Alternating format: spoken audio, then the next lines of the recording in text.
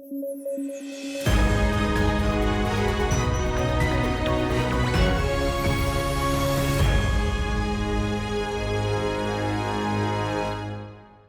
News at 9 programme में आपका स्वागत है। मैं हूं अमृत उपाध्याय। आइए जल्दी से देखें आज की हेडलाइंस। यूपी की झांकी को मिला गणतंत्र दिवस पर बेस्ट झांकी का अवार्ड। महाकुंभ रखी गई थी थीम। दूसरे नंबर पर रही त्रिपुरा की झांकी। इकोवास से अलग हुए माली, बुर्किना फासो और नाइजर। तख्ता पलट के बाद खराब हुए रिश्ते। पश्चिमी अफ्रीकी देशों का संगठन है इकोवास। और कैलिफोर्निया में चल रही है यूएसए से अलग होने की कवायद। कैलेक्सिट दिया गया नाम। यूएसए के संविधान में नहीं है प्रावधान।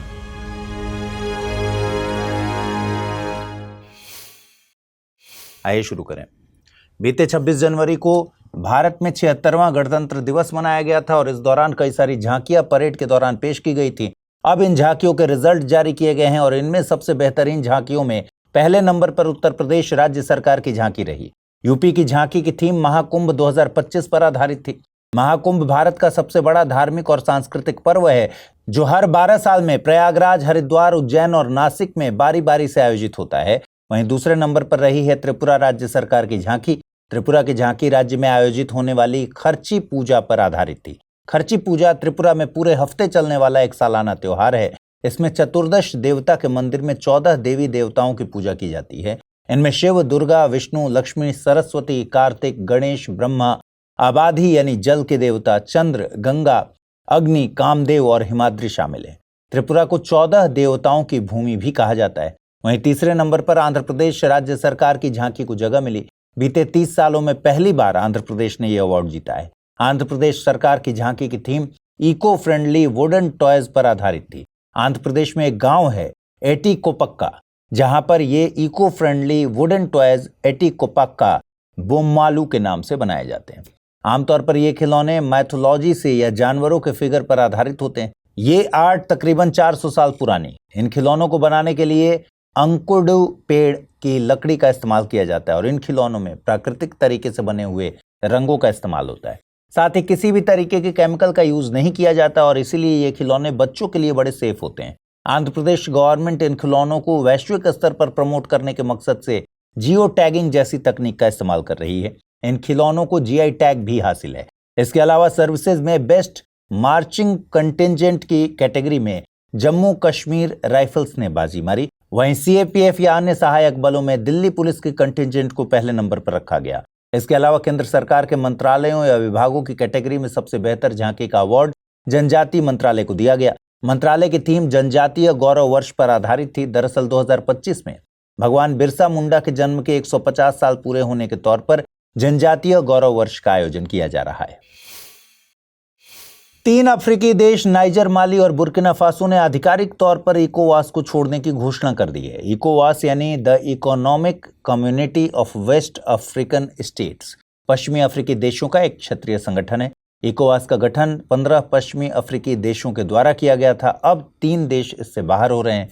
इकोवास ट्रीटी पर 28 मई 1975 को हस्ताक्षर हुए थे और इसका मुख्यालय नाइजीरिया के अबूजा में है।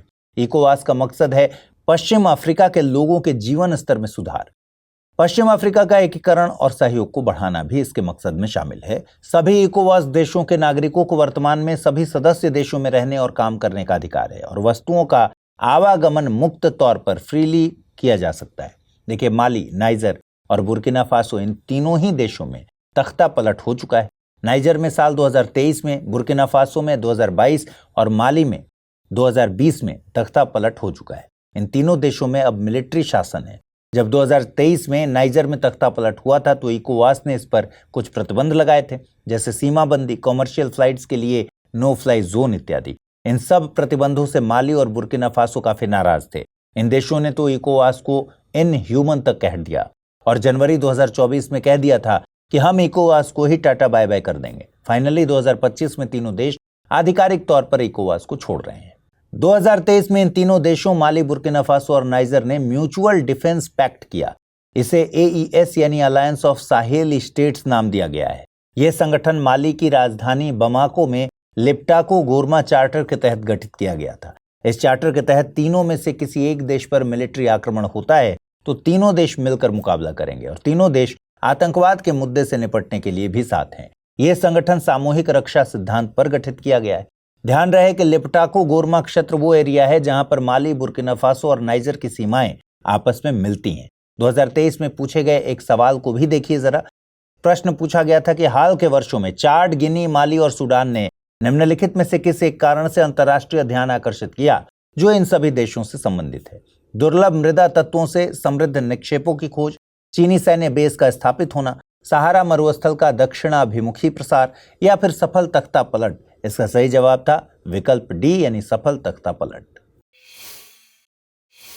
इधर यूएस के राष्ट्रपति डोनाल्ड ट्रंप कनाडा को यूएसए का 51वां राज्य बनाना चाहते हैं, ग्रीनलैंड को खरीदना चाहते हैं, लेकिन उनका ध्यान इस तरफ नहीं कि यूएसए का ही एक राज्य कैलिफोर्निया यूएसए का हिस्सा नहीं रहना चाहता। कैलिफोर्निया यूएसए से अलग होकर एक देश के तौर पर स्थापित होने की चाहत रखता है। कैलिफोर्निया की यूएसए से अलग होने की कवायद को कैलेक्सिट कहा जा रहा है, जैसे ब्रेक्जिट हुआ था। कैलिफोर्निया 175 सालों से यूएसए का हिस्सा रहा है। अब देश से अलग होने की एक नई कोशिश यहां जोर पकड़ रही है और ऐसा पहली बार नहीं है। 2016 में जब डोनाल्ड ट्रंप पहली बार सत्ता में आए थे तब भी कैलिफोर्निया के निवासियों ने ब्रेक्जिट की तर्ज पर यूएसए से अलग होने की बात कही थी। हाल के दिनों में कैलिफोर्निया में बाकायदा मतदाताओं से पूछा जा रहा है कि क्या वे यूएसए से अलग होना चाहते हैं। अब इस बात पर आते हैं कि क्या कैलिफोर्निया के लिए लीगली ये संभव है, विधिक तौर पर यह संभव है। देखिए, कैलिफोर्निया राज्य का संविधान कहता है कि California is an inseparable part of the United states of America. इसके संविधान में यह भी कहा गया है कि US constitution is the supreme law of the land.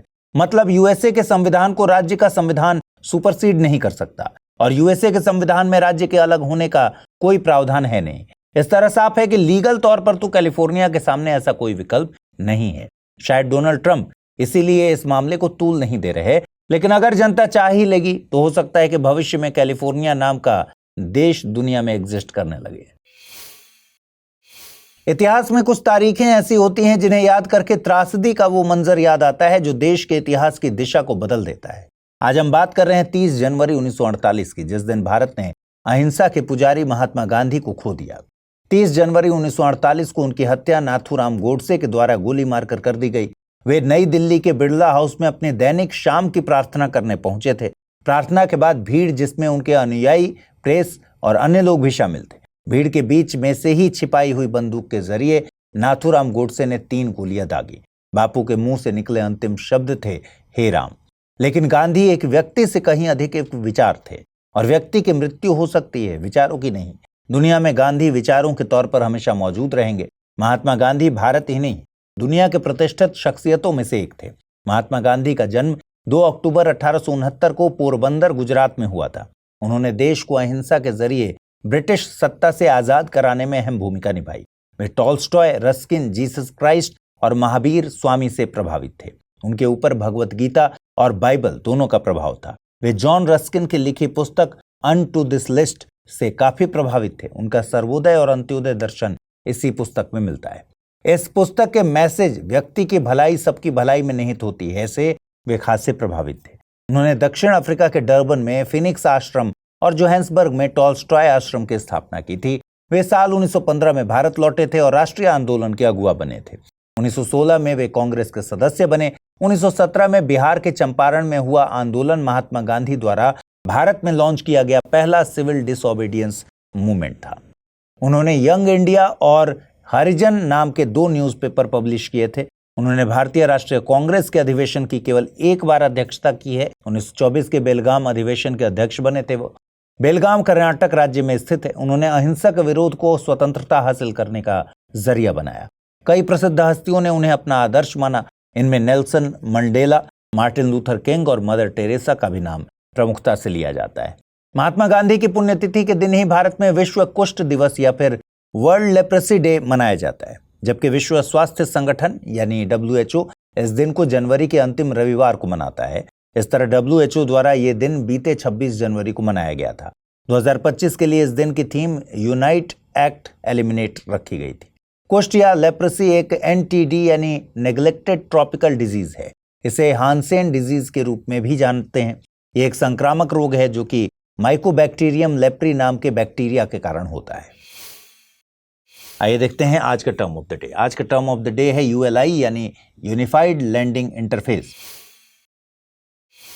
अगस्त 2024 में आरबीआई ने यूपीआई की तर्ज पर यूएलआई को लॉन्च करने की घोषणा की थी। देखिए, डिजिटलीकरण में हो रही लगातार प्रगति ने भारत में डिजिटल पब्लिक इंफ्रास्ट्रक्चर की अवधारणा को जन्म दिया। इसके चलते बैंक्स, एनबीएफसी और स्टार्टअप्स फाइनेंशियल सर्विसेज में डिजिटलीकरण के नए नए तरीके अपना रहे हैं। बैंक और अन्य वित्तीय संस्थाओं के कई कामों में लैंडिंग यानी कर्ज देना एक मुख्य काम है। जब इसे डिजिटली किया जाएगा तो इसे डिजिटल क्रेडिट डिलीवरी कहा जाता है। लेकिन डिजिटल क्रेडिट डिलीवरी में कई तरह की चुनौतियां सामने आ रही हैं। इनमें एक सबसे बड़ी चुनौती है लोन देने के लिए जरूरी डेटा का अलग अलग स्तरों पर अलग अलग सिस्टम में मौजूद होना। जैसे केंद्र और राज्य सरकारें, banks, credit information companies, identity authorities आदि के पास जरूरी डेटा मौजूद है, इसलिए लोन देने में कई तरह की अड़चनें आती हैं। यूएलआई जैसे प्लेटफॉर्म के चलते लोन लेने वालों को डॉक्यूमेंटेशन और वेरिफिकेशन के लिए भटकना नहीं पड़ेगा। साथ ही एक ही प्लेस पर कम वक्त में काम हो जाएगा। यह प्लेटफॉर्म छोटे व्यवसायों और ग्रामीण उधार लेने वालों के लिए विशेष रूप से मददगार साबित होगा।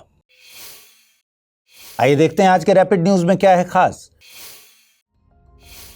असम के मुख्यमंत्री हेमंत बिस्वा शर्मा ने घोषणा की है कि डिब्रूगढ़ को 2027 तक राज्य की दूसरी राजधानी बनाया जाएगा। यहाँ एक विधानसभा परिसर भी बनेगा। इसका मकसद डिब्रूगढ़ को पूरी तरह विकसित शहर बनाना है ताकि जीवन आसान हो और बेहतर संपर्क स्थापित हो। इसके अलावा तेजपुर को राज्य की सांस्कृतिक राजधानी और सिलचर में मिनी सचिवालय बनाया जाएगा। मुख्यमंत्री ने स्टार्टअप विभाग बनाने की भी घोषणा की जो असम के आर्थिक विकास को बढ़ावा देगा। ये योजना राज्य के पूर्वी क्षेत्र डिब्रूगढ़, मध्य क्षेत्र तेजपुर और दक्षिणी क्षेत्र सिलचर के विकास को संतुलित करने, बुनियादी ढांचे और संपर्क को सुधारने के लिए बनाई गई है। सूक्ष्म, लघु और मध्यम उद्योग मंत्रालय ने टीम पहल की शुरुआत की है जिसका मकसद छोटे व्यापारों को डिजिटल व्यापार से जोड़ना है। यहाँ टीम का अर्थ ट्रेड इनेबलमेंट एंड मार्केटिंग से है। इस योजना का बजट 277.35 करोड़ रुपए है और इसका लक्ष्य 5 लाख एमएसएमईज को open network for digital commerce से जोड़ना है। इसमें विशेष ध्यान महिलाओं, SC/ST और छोटे व्यवसायों को डिजिटल प्लेटफॉर्म पर लाने पर है। 150 से अधिक वर्कशॉप के माध्यम से MSMEs को डिजिटल समाधान, पेमेंट और लॉजिस्टिक समर्थन मिलेगा। वर्कशॉप के अलावा एक डेडिकेटेड पोर्टल भी लॉन्च किया गया है जहां व्यवसाय रजिस्ट्रेशन, वित्तीय सहायता और शिकायत निवारण जैसी सुविधाएं उपलब्ध होंगी। यह पहल पहले से चल रही योजनाओं जैसे PM विश्वकर्मा और डिजिटल MSME योजनाओं के साथ मिलकर काम करेगी। एशियाई वाटर बर्ड सेंसस 2025 के अनुसार आंध्र प्रदेश के कोरेंगा वन्य जीव अभयारण्य और आसपास की आर्द्र भूमियों में 106 प्रजातियों के 39,725 पक्षी दर्ज किए गए हैं। यह कार्यक्रम दुनिया भर में आर्द्र भूमि और उसमें रहने वाले पक्षियों के संरक्षण में मदद करता है। इसे 1987 में भारतीय उपमहाद्वीप में शुरू किया गया और अब ये कार्यक्रम अफगानिस्तान, जापान, दक्षिण पूर्व एशिया और ऑस्ट्रेलिया में भी चलाया जा रहा है। ये पूर्वी एशियाई, ऑस्ट्रेलियाई फ्लाईवे और मध्य एशियाई फ्लाईवे के पक्षियों को कवर करता है। भारत में इसे बॉम्बे नेचुरल हिस्ट्री सोसाइटी यानी BNHS और wild life institute of India WII द्वारा आयोजित किया जाता है। जम्मू कश्मीर के बदहाल गांव में 17 लोगों की मृत्यु हो गई। डॉक्टर्स इसकी वजह ऑर्गेनोफॉस्फेट केमिकल को मान रहे हैं जो कीटनाशकों में उपयोग होता है। डॉक्टर्स का कहना है कि जिन मरीजों को ऑट्रोपिन इंजेक्शन दिए गए उनकी हालत में सुधार हुआ है। ऑट्रोपिन इंजेक्शन का इस्तेमाल हार्ट रेट को कंट्रोल करने, न्यूरोमस्कुलर ब्लॉकेट को ठीक करने और कुछ विषाक्तता जैसे कीटनाशक या रासायनिक हमले के उपचार में होता है। ऑर्गेनोफॉस्फेट फसलों को कीटों से बचाने के लिए इस्तेमाल होता है। इसे फॉस्फोरिक अम्ल और एल्कोहल के बीच रासायनिक प्रतिक्रिया करके बनाते हैं। यह तंत्रिका तंत्र को नुकसान पहुंचाता है जिससे सांस लेने में दिक्कत, पसीना आना और गंभीर मामलों में मौत तक हो सकती है। सेबी एक नया वेन लिस्टेड प्लेटफॉर्म लाने की योजना बना रहा है जो IPO यानी इनिशियल पब्लिक ऑफरिंग के बंद होने और शेयरों के लिस्टिंग के बीच के समय में शेयरों की ट्रेडिंग की अनुमति देगा। यह प्लेटफॉर्म ग्रे मार्केट में होने वाली ट्रेडिंग को कम करेगा जो एक अवैध गतिविधि होती है। आपको बता दें कि वर्तमान में IPO बंद होने के बाद शेयरों की लिस्टिंग में T+3 दिन लगते हैं। इस दौरान निवेशक ग्रे मार्केट में शेयर खरीदे बेचते हैं जो जोखिम भरा होता है। यह प्लेटफॉर्म निवेशकों को शेयर आवंटन के बाद उन्हें विनियमित बाजार में बेचने का मौका देगा। इससे ग्रे मार्केट की अनौपचारिक ट्रेडिंग को कम किया जा सकेगा और निवेशकों को सुरक्षित विकल्प मिलेगा। आइए अब जल्दी से देखें आज के बुलेटिन पर आधारित सवाल। पहला सवाल है, हाल ही में समाचारों में देखा गया एटिकोपाका बोम्मालू है तेलंगाना का लोक नृत्य, केरल की प्राचीन भोजन की रेसिपी, तमिलनाडु का मध्यकालीन साहित्यिक पाठ या फिर आंध्र प्रदेश के इको फ्रेंडली खिलौने। अगला प्रश्न है, महात्मा गांधी ने कहा था कि उनकी कुछ सबसे महत्वपूर्ण धारणाएं अनटू दिस लिस्ट नामक पुस्तक से प्रतिबिंबित होती हैं। इस पुस्तक ने उनके जीवन को बदल डाला। इस पुस्तक का वो संदेश क्या था जिसने महात्मा गांधी को बदल डाला? सुशिक्षित व्यक्ति का यह नैतिक दायित्व है कि वह शोषित और निर्धनों का उत्थान करे। व्यक्ति का कल्याण सबके कल्याण में निहित है। उच्च जीवन के लिए ब्रह्मचर्य और आध्यात्मिक चिंतन अनिवार्य है। इस संदर्भ में सभी कथन सही है। आइए देखते हैं पिछले बुलेटिन मैंने आपसे क्या सवाल पूछे थे, उनके सही जवाब क्या है। पहला सवाल, 38वें राष्ट्रीय खेलों का आयोजन निम्नलिखित में से किस राज्य में किया जा रहा है? तमिलनाडु, उत्तराखंड, केरल या फिर मणिपुर? सही जवाब है विकल्प बी यानी उत्तराखंड। अगला प्रश्न मैंने पूछा था, निम्नलिखित कथनों पर विचार कीजिए। प्रथम द्वारा annual status of education report जारी की जाती है। प्रथम नीति आयोग के तहत एक स्वायत्त संस्थान है। उपर्युक्त में से सही कथन या कथनों का चुनाव कीजिए। केवल एक, केवल दो, एक और दो दोनों, न तो एक नहीं दो। सही जवाब है विकल्प ए यानी केवल पहला कथन सही है। प्रथम एक एनजीओ है। तो आज इस बुलेटिन में फिलहाल इतना ही। कल रात 9 बजे फिर से आपसे मुलाकात होगी। ख्याल रखिए अपना, ठीक से पढ़ाई कीजिए। अगर आप इस बुलेटिन की पीडीएफ हासिल करना चाहते हैं, अमृत उपाध्याय 007 टेलीग्राम चैनल है जिस पर इसकी पीडीएफ रोजाना मिलती है। और आज पूछे गए सवालों के जवाब भी कमेंट सेक्शन में जरूर दीजिएगा। नमस्कार।